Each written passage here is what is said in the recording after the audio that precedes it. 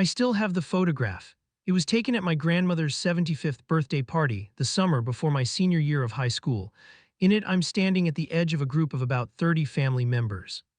Smiling at the camera with no idea that somewhere off to the side, just out of frame, my father was passing around a piece of notebook paper and collecting dollar bills from aunts, uncles, and cousins who were betting on how spectacularly I was going to fail. I didn't find out about the bet until 8 years later in the worst possible way at the worst possible moment, but I'm getting ahead of myself. My name is Daniel Reeves, I'm 36 years old. I'm the chief of surgery at Mercy General Hospital in Atlanta, Georgia, one of the top surgical programs in the southeastern United States, and the road that got me here would make most people's blood run cold. My father, Raymond Reeves, worked as a maintenance supervisor at Mercy General for 22 years. He knew that hospital better than almost anyone. He knew the doctors by name, knew their schedules, knew which surgeons drove which cars in the parking garage, knew which residents cried in the supply closets when they thought no one was watching. He used that knowledge to build himself a small empire of bitterness. He used it to make sure that everyone in our extended family believed that his son, me, was nothing more than a stupid, dreaming fool who would embarrass the Reeves name. And for a long time, he almost convinced me he was right. Let me take you back to where this story really begins. I grew up in Decatur, Georgia, in a neighborhood that was neither rich nor poor but existed in that particular kind of struggling middle where everyone worked hard and had just enough to make ends meet, but never quite enough to get ahead. My father worked his maintenance job. My mother, Carol, worked as a receptionist at a dental office. We lived in a 3-bedroom house with a yard that needed mowing and a car that needed constant repairs and a kitchen table where homework was supposed to get done, but mostly didn't because the television in the living room was always too loud.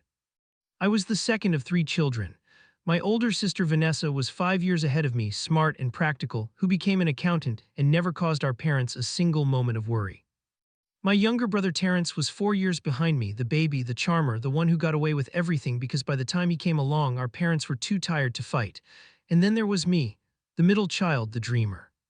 I decided I wanted to be a surgeon when I was 11 years old. Not a doctor in the vague, general sense that many children announce.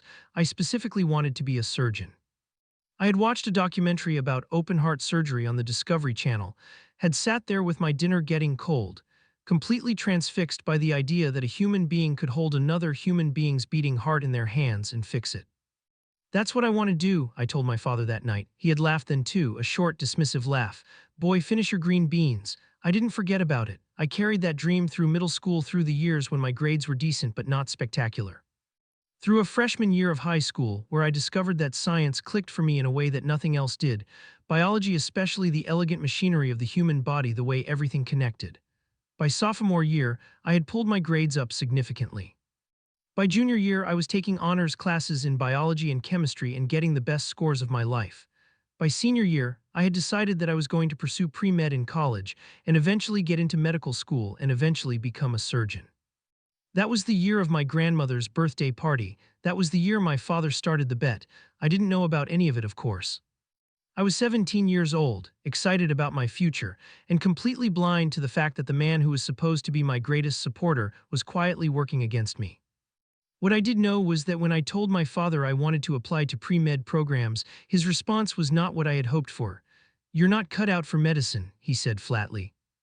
We were in the garage, him working on the car, me leaning against the wall and trying to find the right moment to bring up what I wanted to talk about. There never was a right moment with my father.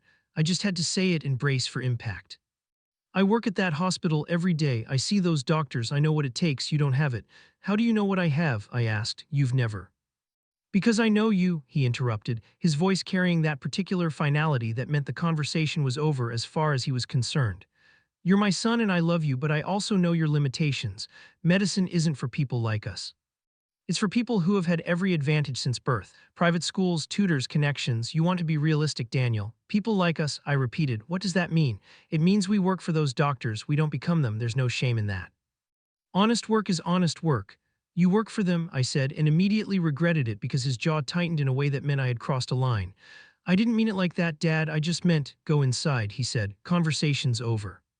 My mother, bless her heart, tried to be more supportive, but her support came wrapped in so much anxiety and hesitation that it barely functioned as encouragement at all. "Honey, medicine is a wonderful field," she said carefully, "but it's very expensive to become a doctor. Medical school costs so much money, and it takes so long, and what if you don't get in? Have you thought about nursing? Your cousin Deborah is a nurse and she does very well. I want to be a surgeon, Mom, a surgeon. She said it the way you'd say the word astronaut. Not impossible exactly, but certainly not something that happened to people in our neighborhood. Daniel, that's a very long road. Are you sure? I'm sure. She had patted my hand and said she loved me and changed the subject. That was the extent of her advocacy. My grandmother, my father's mother, Grandma Rose, was even more direct. Boy, your daddy works at that hospital. He knows how things work there. If he says you're not cut out for it, maybe you should listen to him. He knows those people. Those people, the doctors, he sees them every day. He knows what kind of people they are. The implication was clear, a different kind of people, not us. Only my Aunt Cheryl, my mother's younger sister who lived in Nashville and didn't come to family gatherings very often, ever said anything different. Don't listen to them, she told me at Christmas that year, pulling me aside while everyone else was distracted by football. Your father has given up on his own dreams so long ago that he can't stand to see other people chasing theirs. It's not about you, it's about him, remember that. What do you mean, what dreams did he give up? She hesitated. That's not my story to tell. Just know that the doubt he throws at you is really just the echo of his own regret. Don't catch it. I tucked those words away and held onto them for years. I had no idea at the time just how deep and complicated and deliberately cruel my father's opposition to my dreams really was. I had no idea about the bet. I applied to 8 colleges with strong pre-med programs. I got into 3: Georgia State University, close to home, affordable; the University of Georgia, step up; and Emory University, expensive, excellent, and offering me a partial merit scholarship that made it almost feasible. I chose Emory. My father's reaction when I told him, that scholarship won't cover everything. Where's the rest of the money coming from? Student loans. I'll also work part-time. Emory. He shook his head slowly like the name itself was pretentious. You'll be in over your head in a week. Maybe, I said, but it's my head. I moved into the Emory dorms in August with 2 suitcases, a laptop my Aunt Cheryl had gifted me, and a determination so fierce it felt physical, like something living in my chest, a second heartbeat. Freshman year was a revelation and a trial simultaneously. The revelation: I was actually good at this. Not just good, I was genuinely, naturally strong in my science courses. Organic chemistry, which is famously the course that separates pre-med students from everyone else, the so-called weeder class, was difficult for me, but not in the way that broken dreams are difficult. It was difficult the way a challenging puzzle is difficult. I worked at it, I solved it, I got an A, the trial, everything else. The social dynamics of a university, where many of my peers came from wealthy families and had never worried about money a single day in their lives. The financial stress of balancing my work-study job at the campus library with a full course load and lab hours. The loneliness of calling home and getting conversations that felt like cold water thrown on a fire. How are your grades? My father would ask. Good, great, actually I got good. Your brother got a job at the dealership, management track, he's going to do well for himself. He never once asked me how I was, just how my grades were. And even those conversations felt less like interest and more like surveillance, like he was waiting to hear that I had slipped up, that the numbers had finally exposed me for the fraud he believed me to be. Junior year was when things took a darker turn. I was maintaining a 3.7 GPA. I had joined a research lab studying cardiac tissue regeneration, a direct line from that 11-year-old watching open-heart surgery documentaries. I had done 2 summers of clinical volunteering at Grady Memorial Hospital. I was preparing to take the MCAT in the spring, and then in October of my junior year, I came home for Thanksgiving and overheard a conversation that shook me more deeply than anything had before. It was the night before Thanksgiving. I had arrived late, after everyone else had already had dinner, because my shift at the library ran long and then I had a 2-hour drive. I let myself in with my key, and I could hear voices from the kitchen, my father and my uncle Marcus, his older brother, who was a man I had always found vaguely unsettling in the way certain people who smile too easily are unsettling. I was about to announce myself when I heard my name. Daniel, still at that school? Uncle Marcus was saying. Still there, my father replied, and the exhaustion in his voice was fascinating, like my continued education was a personal burden he had to carry. Junior year now. Taking his MCAT in the spring. Think he'll get a good score? A pause, doubtful. The kids who ace that test have been studying for it since they were 15, private tutors, prep courses. Daniel's working 3 shifts a week at the library just to keep the lights on. He doesn't have the time or the resources. So you think he's going to flame out? I think reality is going to catch up with him soon. No one from this family has ever gone to medical school, Marcus. There's a reason for that. Poor kid. Don't feel too sorry for him. I've told him the truth every step of the way. He just doesn't want to hear it. I stood in the hallway for a long moment, my bag still over my shoulder, listening to my father discuss my inevitable failure with the casual certainty of someone reading a weather forecast. Then I heard something else. "How's the pool going?" Uncle Marcus asked. "Pool's up to $480, my father said, and I heard the smile in his voice. 400, and who all is in? Most of the family, your side too. Cheryl's the only one who refused to put money in. What are they betting on? Whether he makes it through medical school. Most people put money on him dropping out before the end of his first year. A few people were more optimistic, said he'd make it 2 years. Your wife bet he'd never even get accepted." A cold, sick feeling spread through my body. "And you, what did you bet?" "I organized the pool," my father said. "I don't bet, I just collect." I backed up very quietly, opened the front door again, and stood on the porch in the November cold for approximately 5 minutes, trying to process what I had just heard. My father had created a betting pool. He had gone to our family, aunts, uncles, cousins, people who had held me as a baby, people who had given me birthday cards with $5 bills inside, and he had organized a system by which they could wager money on my failure. $480. Money that had been collected at what point? I thought back to my grandmother's birthday party, the summer before senior year of high school. That was when it must have started. He had been running this for more than 2 years. I thought about every family gathering since then. Every Thanksgiving, every Christmas, every summer cookout. Every time a relative had given me that particular look, sympathetic but knowing, like they were watching someone walk toward a cliff, I had told myself I was imagining it. I hadn't been imagining it. They had paid for front row seats to my humiliation. I went back inside that night and acted like I hadn't heard anything. I ate leftover food from the refrigerator. I said goodnight to my parents. I lay in my childhood bed staring at the ceiling until 4 a.m., cycling through emotions. Shock, grief, fury, and then something that settled at the bottom of all of it like sediment, cold and hard and permanent. Determination. Not the warm, hopeful determination I had carried since I was 11 years old. This was something different. This was the determination of someone who has been genuinely, deliberately betrayed by the people who were supposed to love them unconditionally. This was the kind of determination that doesn't burn out because it isn't fueled by hope. It's fueled by something much more enduring. I didn't confront my father that Thanksgiving or Christmas or any point during my junior year. I went back to Emory and I studied harder than I had ever studied in my life. I signed up for an MCAT prep course that cost $1,800, money I did not have, money I put on a credit card I had opened specifically for emergencies, and which I would spend the next 2 years paying off.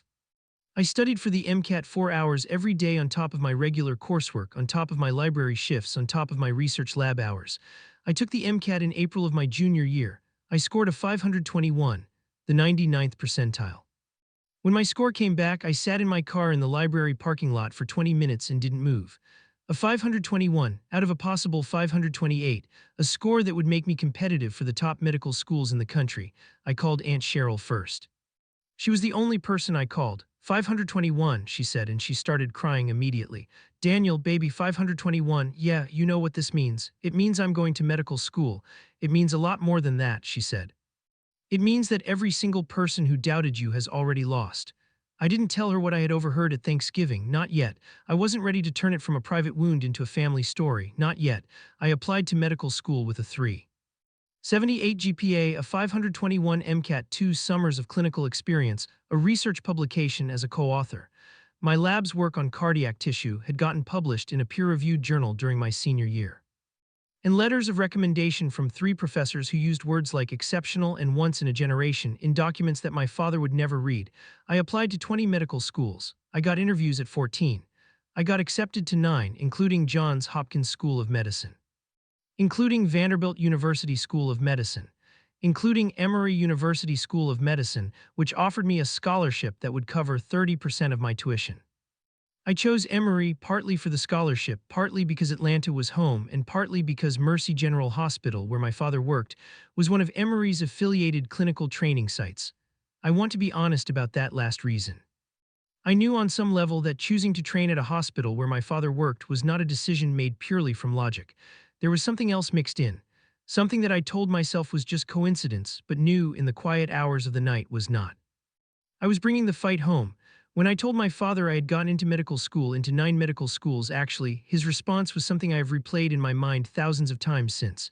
He was quiet for a moment, just quiet, and then he said, "Well, medical school is a lot different from college. Don't get too excited. Not congratulations, not pride, not acknowledgement that he had been wrong, just a pivot to the next reason I was going to fail.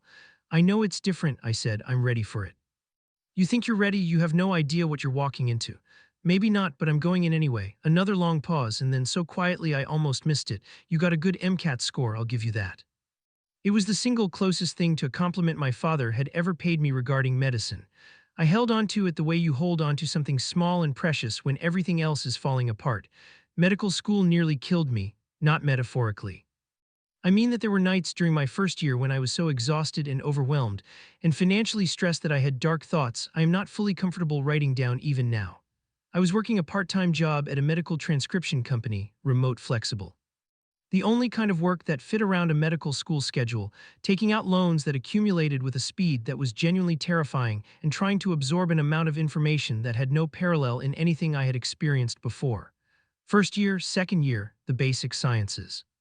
Anatomy with cadavers that I respected deeply and apologized to silently whenever I felt I had been less than careful. Physiology, pathology, pharmacology, biochemistry, neuroscience. The relentless accumulation of knowledge that had to be perfect because imperfect knowledge in medicine means people die. My class started with 130 students. By the end of first year, 12 had taken leaves of absence and 4 had dropped out entirely. I was not one of them. Third year began rotations, and it was in the surgery rotation that everything I had been working toward crystallized into something real and certain and unambiguous. I was born to do this. I don't say that with arrogance. I say it with the specific wonder of someone who has spent years not knowing if they belong somewhere and then finally, suddenly, undeniably does. In the operating room, I was calm. I was precise. My hands, which had always been steady, a fact that had never meant anything before, suddenly meant everything. My surgical attending during third year was Dr. Patricia Acaffer, a cardiothoracic surgeon who had trained at Cleveland Clinic and returned to Atlanta to build Emory's cardiac surgery program into something remarkable. She was small, fierce, meticulous, and the most brilliant physician I had ever encountered. After my third week in her OR, she pulled me aside. "You've done this before," she said. It wasn't a question. "No, ma'am, this is my first surgical rotation." "That's not what I mean. I mean, you think like a surgeon. You see the field the way experienced surgeons see it. That's either something you're born with or something you develop over decades. You haven't had decades." "I've wanted to be a surgeon since I was 11 years old," I said. "I've spent a lot of time thinking about it." She studied me for a long moment. "What's your plan after medical school?" "General surgery residency, then cardiothoracic fellowship if I can get there." "That's a 12-year commitment after medical school graduation." "I know. Most people find that daunting." "Most people haven't been waiting as long as I have," I said. Something in her face shifted. "Come find me when you're ready to talk about letters of recommendation," she said. "I don't offer that to many students." "Yes, ma'am," I said, and managed to hold myself together until I got to the stairwell, where I sat down on a step and put my head in my hands and breathed through something that felt very much like relief. "Now, I need to tell you about the conversation that changed everything, and exactly how I found out the full extent of what my father had done. It was the winter of my fourth year of medical school.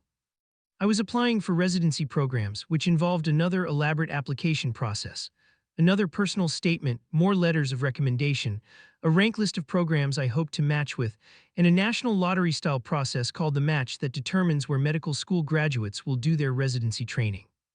I came home for Christmas, one of my increasingly rare visits which I made primarily out of obligation and to see my mother and my brother Terrence, who had turned out to be a genuinely decent person despite being shaped by the same household I had been.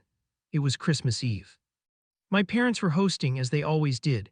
Relatives filled the house, Uncle Marcus and his wife Donna, who had bet against me, though I still didn't know that it was specifically Donna who had bet I wouldn't even get accepted to medical school. Cousins, family, friends, the usual crowd. My father had been drinking since noon. This was not unusual. My father was a functional drinker. He never missed work, never crashed a car, never got falling down drunk. But he had a particular kind of looseness that came over him when he drank, a loosening of the filter that usually kept his cruelties subtle and deniable. I was in the kitchen, helping my mother with the food, when my cousin Darius came in looking uncomfortable. "Hey, Daniel. Can I talk to you?" Darius was 3 years older than me, the son of my father's sister Nadine. He was a quiet, serious man who worked in insurance and had always been one of the more decent members of the extended family. We weren't particularly close, but we had always gotten along. "What's up?" I said. He glanced at my mother, then back at me. In private, we stepped out onto the back porch in the cold. "I need to tell you something," Darius said. He had the look of a man who had been carrying something heavy for a long time and had finally decided to put it down. I should have told you a long time ago, and I didn't because I didn't want to get involved, and I'm ashamed of that. But you're about to become a doctor and I can't keep carrying this around. Darius, what is it? Your dad has been running a bet since before you started college, I think, maybe since you were in high school. He's been collecting money from people in the family, betting on whether you'd make it. Most people bet you wouldn't. I kept my face very still. I know about the bet. He looked surprised. You know, I overheard a conversation at Thanksgiving 4 years ago. You've known for 4 years and you never said anything. I was waiting, I said. Darius stared at me for a long moment and I could see him recalibrating his understanding of the conversation he had walked into. Waiting for what? To win. He was quiet for a moment, then there's more that you don't know, tell me. It wasn't just money, your dad has been talking to people at the hospital, people he works with. He's been telling them that you're not going to make it. That you're in over your head. He talks about you constantly to the cleaning staff, to the facilities guys, to anyone who will listen. He has this whole thing about how he knows those hospital corridors better than any doctor, and he can tell you with absolute certainty which residents are going to make it and which ones are going to wash out, and he's been using you as his primary example. My stomach turned. He's been talking about me at Mercy General. For years, I have a friend who works in the hospital's facilities department, that's how I know. He says your dad has made you kind of infamous in the facilities and maintenance staff. They all know who you are. They all know what your dad says about you. I turned and looked through the kitchen window at my father, who was visible through the glass, laughing at something someone had said, comfortable and expansive in the way that only alcohol in an audience can make a man. How much money was in the pool? I asked. Last I heard, a little over $2,000. $2,000 collected over years from people who shared my blood, betting on whether I would fail. Who won? I asked. No one's won yet because you haven't failed. Your dad doesn't know what to do with the money now, apparently. He told Marcus he was going to hold it until you either graduated or dropped out, but the longer you stay in, the more uncomfortable everyone gets. I nodded slowly. Thank you for telling me, Darius. I'm sorry I didn't tell you sooner. It doesn't matter. I was going to finish medical school either way. I know, that's why I feel sick about it. You were going to do this no matter what any of us did or didn't do, we just made it harder. He went back inside. I stayed on the porch in the cold for a long time, $2,000. 4 years, at minimum, of being talked about in the hallways of Mercy General Hospital as a cautionary tale. My father painting himself as the wise realist father of a delusional dreamer, earning himself a reputation among his colleagues as a man who understood the truth of how the world worked. All while I was getting a 521 on the MCAT and getting into 9 medical schools and getting singled out by one of the best cardiothoracic surgeons in the state as someone exceptional. I went back inside. I ate Christmas dinner. I smiled and made small talk. I hugged my mother and my brother and even my father, who gripped me briefly and said, "Almost done, don't blow it now." "I won't," I said. I drove back to my apartment and I sat at my desk and I made a list. Not a list of grievances. I wasn't interested in cataloging hurt, a list of steps. Specific, concrete steps that would lead me from where I was at that moment to where I intended to be, chief of surgery at Mercy General Hospital, where my father worked. Some people might say that's vindictive, they might be right, but I want you to understand something. By that point in my life, I had been carrying the weight of my father's doubt for almost a decade. I had done everything right, I had overcome every obstacle. I had proven myself at every stage, and he was still actively to that very day working against me. I wasn't just chasing a dream anymore. I was dismantling a lie that my father had spent years building, the lie that I was less than what I was, less than what I had worked to become, less than I deserved to be. And I intended to dismantle it completely, on the largest possible stage, in the most undeniable way I could imagine. I matched into my first-choice residency, general surgery at Emory University Hospital. When I called my parents to tell them, my father was gracious in the flat, minimal way he had occasionally managed over the years. "Good," he said. "That's where you'll find out if you can actually do the work or not." "I know," I said. "I'm looking forward to finding out. General surgery residency is 5 years of controlled chaos. Long hours is an understatement. Residents are legally limited to 80 hours per week, a regulation that was introduced because of patient deaths attributed to physician fatigue and which is still routinely stretched to its limits. I operated, I studied, I managed patients. I made mistakes and learned from them with a discipline and humility that surgery demands above almost everything else. I was good. I was becoming very good. After my second year of residency, Dr. Akafer approached me again. "Have you thought seriously about cardiothoracic surgery?" she asked. "It's all I've thought about since I was 11 years old," I said. She smiled, "a rare thing and therefore precious. I'm building something here, a program that's going to be the best in the Southeast within a decade." I need people who are exceptional technically but also have the kind of drive that doesn't quit. I've been watching you for 2 years, you're one of those people. I want to do a CT fellowship after residency, I said. I know, I'm telling you to do it here. Come back to Emory after you finish residency, do your fellowship with me, and after that, she paused. We'll see what comes next. What comes next turned out to be more than I had dared to fully articulate even to myself, but I'm getting ahead of myself again. During my third year of residency, my Aunt Cheryl came to Atlanta for a conference. She had become a community organizer in Nashville and was attending a regional nonprofit meeting, and we had dinner together for the first time in years. It was the first time I told her everything. The bet. The conversations at the hospital, the $2,000, she listened without interrupting, which was unusual for her. When I finished, she was quiet for a long time. Daniel, she finally said, I need to tell you something about your father. Okay.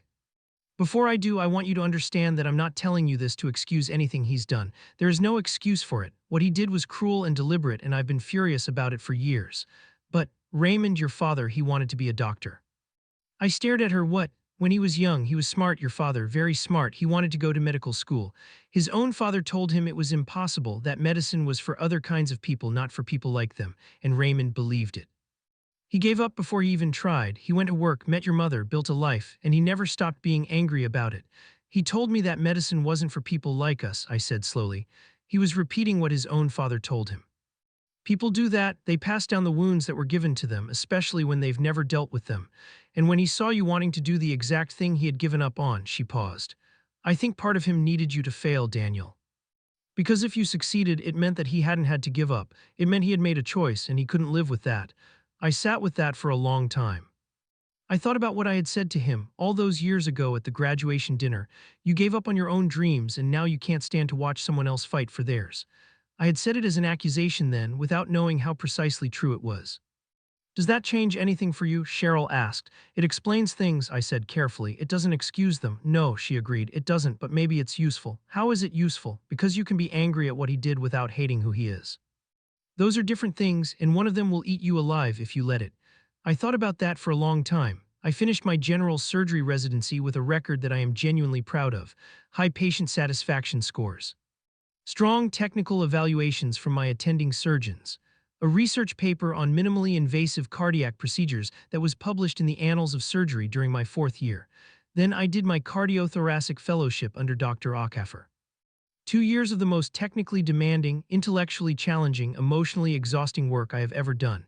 Cardiothoracic surgery is not a specialty for the faint of heart, pun intended, but also completely earnest. These are the highest stakes operations in medicine. When someone's heart is stopped and connected to a bypass machine while you repair a valve or bypass a blocked artery, there is no margin for error. I was, by this point, 32 years old.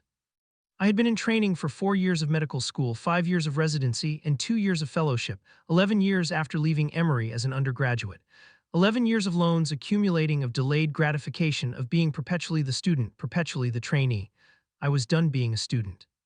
After my fellowship, Dr. Acaffer offered me an attending position in Emory's cardiac surgery program. I accepted. I was assigned clinical privileges at 3 of Emory's affiliated hospitals. One of them was Mercy General. My first day attending at Mercy General Hospital, I parked in the attending physician lot, a privilege I had never had before, having always used resident parking or public transit, and walked through the front entrance in my white coat with my name and credentials embroidered on it. Dr. Daniel Reeves, MD, cardiothoracic surgery. I had been walking through hospital corridors for years, but this felt different. I was no longer a visitor or a trainee. I belonged here in a way I had never belonged anywhere as completely. The operating room staff greeted me warmly. The nursing staff had been briefed on the new attending. I was shown to my office, small but mine, with my name on a placard outside the door. And then, on my second day at Mercy General, I encountered my father. He was pushing a cleaning cart down the hallway outside the cardiac ICU. He didn't see me at first. He was talking to a colleague, laughing at something comfortable and familiar in a building he had navigated for more than 2 decades. I saw him before he saw me. He looked older, thinner than I remembered, with more gray in his hair and a new weariness around the eyes that hadn't been there when I was in college. He was wearing his maintenance department uniform, his name, Raymond, on a patch above the chest pocket. He turned and saw me. The expression that crossed his face was one I had never seen on him before, a complex, Layered thing that contains surprise and confusion, and something that I can only describe as the specific look of a man who has been proven wrong about something important and is only just now fully understanding the scale of his error. Daniel, he said. Dad, I said. His colleague looked between us, reading the situation with the perceptiveness people develop when they work in hospitals, where interpersonal dynamics can determine life and death. He quietly found somewhere else to be. My father and I stood in the hallway of the cardiac ICU, his cleaning cart between us, my white coat between us, 11 years of distance between us. You're here, he said. You're an attending, cardiothoracic surgery, I said. I got clinical privileges here last week. He looked at my name on my white coat for a long time. Dr. Reeves, he said very quietly. You can still call me Daniel, I said. He looked up at me, and for the first time in my life, I saw something in my father's eyes that I had spent decades hoping to find there.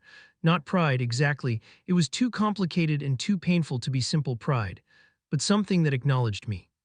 Something that finally, after all the years of laughter and dismissal and deliberate undermining, finally saw me. I owe you an apology, he said. His voice was rough. I owe you more than an apology. You do, I agreed. I wasn't going to make it easy for him. I had earned the right not to. I don't know how to, he stopped, started again. I've been wrong about you from the beginning, not just wrong like a father makes mistakes, wrong in a way that I did on purpose. And I need you to know that I know that. The bet, I said. He flinched like I'd struck him. You knew about that. I found out 4 years ago. I've known for a long time. Then why? He stopped again. Why didn't I confront you?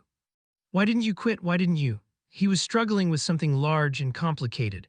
Most people, if they knew their own father had bet against them, had been telling people at their future workplace that they were going to fail, most people would have walked away. I almost did, I said honestly. A few times, first year of medical school especially, but then I'd think about what it would mean if I quit, and I decided it wasn't acceptable. He was silent for a long moment. You did this in spite of me. Yes. Not because of me, not to prove me wrong, in spite of me. Yes, I said. I stopped doing it for you a long time ago, but I won't pretend that what you did didn't make it harder. It did. Knowing that my own father was in those corridors telling people I was going to fail, that made it harder. His jaw worked, his eyes were wet in a way I had never seen before. I'm ashamed, he said. I'm ashamed of what I did. I was ashamed even while I was doing it, but I couldn't stop, and that's the worst part. I knew it was wrong and I did it anyway. I know why, I said. He looked at me sharply. What? Aunt Cheryl told me about when you were young. About wanting to be a doctor, about your father telling you it wasn't possible. The color drained from his face, then something else happened. The last wall came down. He leaned against his cleaning cart and he cried. Not politely, not discreetly. He cried the way people cry when they've been holding something in for decades and the vessel finally breaks. I stood with him in the hallway of the cardiac ICU where I was now an attending physician, and I watched my father cry, and I felt something I had not expected to feel. Compassion. Not forgiveness, not yet, not fully, not in the complete and uncomplicated way that word is sometimes used. But compassion for a man who had been told he was not enough, who had believed it, who had spent 30 years passing that wound to the person who was supposed to carry his hope forward instead. I'm not going to pretend it didn't happen, I said when he had composed himself somewhat. I can't, too much of my life was shaped by it. I know, he said hoarsely, I don't expect you to. But I also don't intend to spend the rest of my life being angry. That doesn't serve me. No, he said, it wouldn't. We're going to work in the same building now, I said. That's going to be what it's going to be. But I think we can find a way to make it something other than a wound.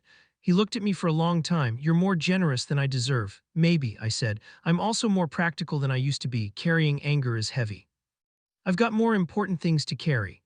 I shook my father's hand, a strange, formal gesture between a father and son, but the right one for the moment, and I went to see my first patient. Now, I told you there would be a moment of real, concrete accountability. And here it is. 3 years after I joined the attending staff at Mercy General, I was appointed director of cardiac surgery. 2 years after that, when the chief of surgery, Dr. Hammond, retired, the hospital's board of directors convened a search committee. I was the internal candidate. There was an external candidate, a well-regarded surgeon from a hospital in Charlotte who had excellent credentials. The search process took 4 months. I was offered the position of chief of surgery at Mercy General Hospital. I accepted. My father had by this point been at Mercy General for 29 years. He was 3 years from the age at which he had planned to retire. He was still working as a maintenance supervisor, the same job he had held for most of my life. 2 weeks after I was officially named chief of surgery, I was asked to do something I had not anticipated. The hospital's administration was conducting a restructuring of its facilities and maintenance department.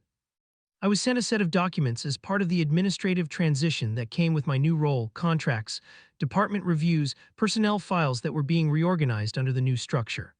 Among the documents was a recommendation for the elimination of several positions as part of the restructuring, including the position of maintenance supervisor, Department C, my father's position. The restructuring was legitimate, I want to be clear about that. This was not something I engineered. The hospital's administration had been planning to consolidate the facilities management department for over a year. And the timing of my appointment as chief simply meant that the paperwork landed on my desk during a vulnerable moment for someone who had very specific reasons to approach it with something other than pure administrative neutrality. I stared at those documents for a long time. I thought about the bet, $2,000 collected over years from relatives who had paid for front row seats to my failure. I thought about those hallway conversations. My father telling maintenance workers and facilities staff that his son wasn't going to make it, building his reputation on the foundation of my predicted failure. I thought about the 11-year-old watching the documentary about heart surgery. The 17-year-old who had no idea that the people in that room were about to become his obstacles. The medical student who had worked 3 jobs and accumulated debt and almost broken in the first year of the hardest educational program in the country, while his father told colleagues in that very building that it was only a matter of time. And then I thought about a man leaning against a cleaning cart in the hallway outside the cardiac ICU, crying with a rawness that had nothing performed in it. I thought about what my Aunt Cheryl had told me. A man who had been told he wasn't enough, who had believed it, who had passed it down because he didn't know how not to. I thought about what kind of person I wanted to be. I signed the documents, not my father's termination. I signed a different set of documents, a restructuring plan I drafted myself, which created a new position within the facilities management hierarchy, Senior Facilities Liaison Medical Staff Relations. A position that would involve my father using his 29 years of institutional knowledge to bridge communication between the facilities department and the medical staff. A position that gave him dignity and purpose and a salary increase. I could have signed the termination papers. For a moment, and I will be honest about this, I wanted to. Not badly and not for long, but the impulse was there and it would be dishonest to pretend otherwise. But I didn't, because my father's punishment was not mine to administer. It had already been administered slowly and completely by the passage of time and the accumulation of the truth. He had been wrong about me in every possible way, and now he worked in a building where I was in charge, and he knew it every single day. That was enough, more than enough, actually. I called my father into my office to tell him about the restructured position. He sat across the desk from me, my desk in my office, the office of the chief of surgery, with an expression that contained more complicated emotions than I could fully inventory. I want you to know, I said, that this decision has nothing to do with what happened between us. Professionally, it's the right call. Your institutional knowledge is genuinely valuable and this position will use it effectively. I know, he said quietly. But I also want you to know, and this is the last time I'm going to say this because after today I intend to move forward and not look back. I want you to know that I know everything. The bet, all of it, the conversations in these hallways. How long it went on, how much money changed hands, I know. He met my eyes. I know you know, the people who bet against me, I said. I want you to return their money. He blinked. What? Whatever is left of that pool, return it. All of it with interest ideally, but at minimum return the principal. Tell them why. Make sure they understand that the bet is settled and the outcome was not what they anticipated. I paused. Can you do that? He swallowed. Yes, he said. I'll do that. Good. I slid the paperwork for the new position across the desk to him. Welcome to your new role. He looked at the paperwork for a long time. Then he looked up at me with those eyes that I had spent a lifetime trying to read. I'm proud of you, he said. I know I don't have the right to say that. I know I forfeited that right a long time ago, but I need you to know that I am, more than I can say, more than I've ever been proud of anything. I know, I said, and I meant it. Not because his pride was owed to me and not because it fixed anything, but because I could hear the truth in it and truth matters even when it comes late. He took the paperwork and stood up to leave. Dad, I said. He turned. I'm glad you didn't quit your dreams entirely, I said. I'm glad some part of you held on to them long enough to recognize them when you saw them again, even if you couldn't see them in me at first. He stood in the doorway of my office for a moment, and then he nodded once and left. I turned to my window. Atlanta stretched out below me, the city where I had grown up and struggled and broken and rebuilt myself so many times that I had lost count. Somewhere in these streets was the library where I had gone to study after night shifts. Somewhere was the apartment where I had cried over first-year medical school exams. Somewhere was the porch of my childhood home where I had stood in the November cold trying to process the knowledge that my own family had paid to watch me fail. And here I was. There is a woman in my life now. Her name is Priya. She's a pediatric neurologist, and she is the most interesting person I have ever met.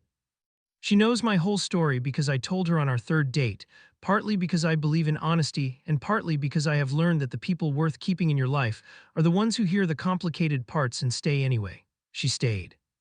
My mother cried when I got the chief of surgery appointment. She called me and cried for approximately 15 minutes before she could speak coherently. I always believed in you, she said, and I let her have that. Because the truth is more complicated. She believed in me the way anxious people believe in things with love wrapped around so much fear that it could barely function as support. But she loved me, and love imperfectly expressed is still love.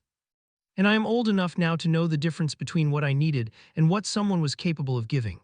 My brother Terrence texted me a string of emojis that required a cipher to decode but clearly communicated pride and excitement, which is very Terrence. My Aunt Cheryl flew in from Nashville for the formal installation ceremony. She wore a dress that she described as inappropriately fancy for a hospital event, but perfectly appropriate for watching my nephew become the boss of a whole entire hospital. She cried through the whole ceremony and made no apologies for it whatsoever. My cousin Darius, who had come to me on that back porch 8 years earlier and finally told me the truth, sent a handwritten letter.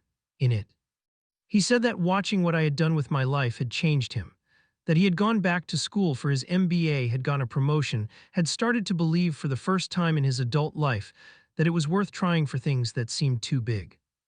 You made me braver, he wrote. I hope you know that. I keep that letter in my desk drawer, my office desk, the chief of surgery's office.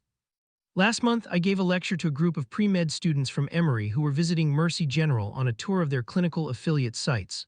30 students, bright-eyed and terrified and trying not to show it, standing in a conference room with their visitor badges and their questions.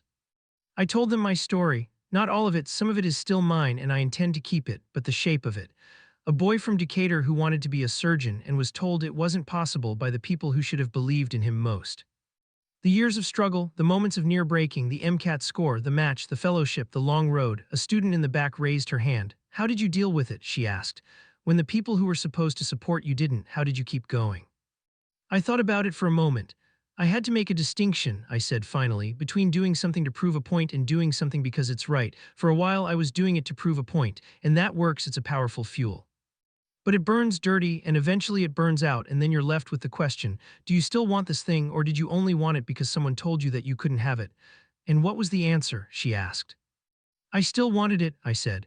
I wanted it the way I wanted it when I was 11 years old and completely uninformed about everything that would stand between me and this, completely innocent of all the ways it would be hard.